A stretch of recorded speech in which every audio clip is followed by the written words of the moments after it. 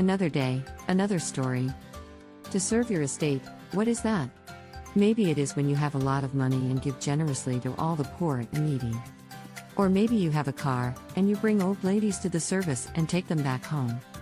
And if you had a big house, you would probably have one room enough to live in, and let the homeless people live in the other rooms. And if you had your own beds, you'd only grow strawberries and give them to everyone at church. Let them make themselves sweet jam and eat it with Thanksgiving all winter. That is how you should serve the Lord and your neighbor with your property. But where can we get more money, a bigger house, and a bigger car? This kind of reasoning occurred to an older couple more than once. What about the wife? Evan once said, "The kids have grown up and flown away like little birds, and you and I are left alone. Let's buy some property and serve the Lord." "It's a good thing," my wife said, "but where can we get so much money?" "We'll ask the children, Daryushka. Didn't we raise them for nothing, not getting enough sleep and not eating enough? If everyone gives a little, we'll have enough for a cottage. I think our children won't refuse us old folks." And indeed they did, and soon Ephraim and Daria bought a nice house with a small garden and vegetable garden. The couple were as happy as children, and rolled up their sleeves and set to work.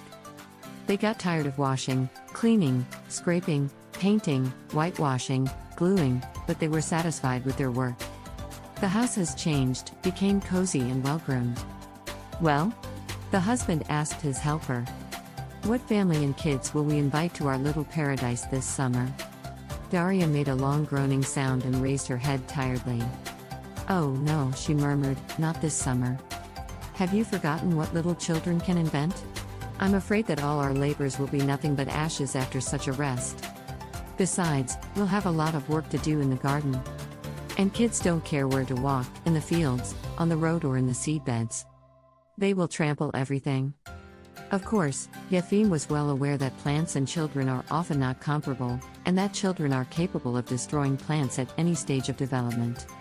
And he wouldn't want anyone making bouquets out of apple blossoms, playing hide and seek in a potato patch, or rolling a pumpkin down the road instead of a ball. Yes, perhaps it would be better if the children were resting somewhere else. It was a difficult time, the sowing season. Yefim and Daria were digging hard, so that bloody blisters appeared on their hands. But they did not back down from their great desire to serve their estate.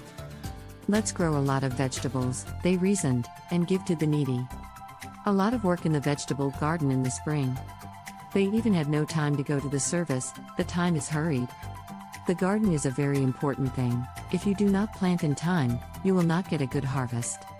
But our venerable couple was not lazy, they worked from dawn till dawn.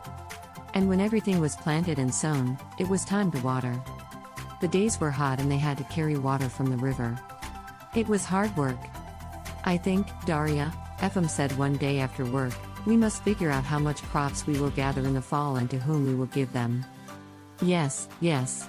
I've already thought about it," my wife spoke animatedly. "Take Terenti, for example. He's a good brother.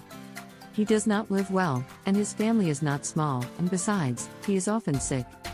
We should give him some currants and carrots and cabbage. Have you forgotten how he said that you and I were doing nothing?" Yefim remembered. "I'm busting my back, and he's going to be content with the fruits of our idle occupation? No. We must find someone else." "Someone else?" Daria wondered. "Like who?" "Like Macker's family." "Oh, no," Daria waved her hand in protest and exclaimed. "I once knitted mittens for his children last year. I wanted to do a good deed." And his wife Ksenia only once said thank you, and as if she immediately forgot that she had done good. No gratitude is not good enough. "And who else can we have in need, except old Maria?" Evan put his hand to his temple. "Good sister," said Daria, "but she has grown children, even though they are non-believers, still let them take care of their mother properly." So Yefim and Daria could not identify the one in need that evening. The question, who to give and serve, was raised by the couple every day.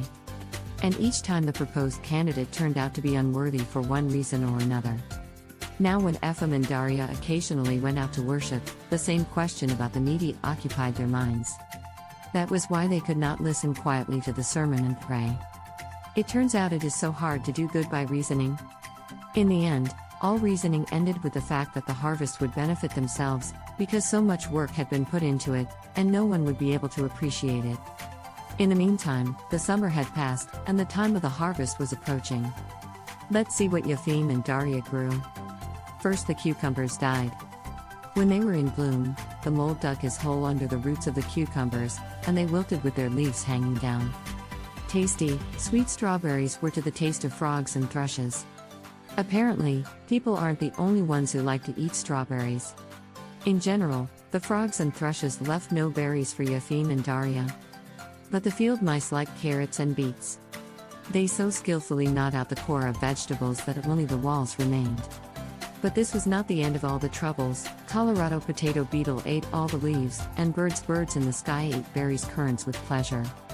Young apples were eaten by worms, and plums and cherries were attacked by aphids in spring. So, they did not have a good harvest. No one knows why it all happened this way. But Yefim and Daria know. It is good when people know why and for what purpose God allows grief and misfortune. Of course, it was bitter for our heroes to watch their crops die, but they realized that they themselves were responsible for it. There was no love in their hearts, which is why they could not find a worthy needy person. What a pity that love can't be grown in a seedbed. But it can grow in a good heart, where the Word of God lives, and bear much fruit even when you do not have much money, a big house with a garden, or a wide car.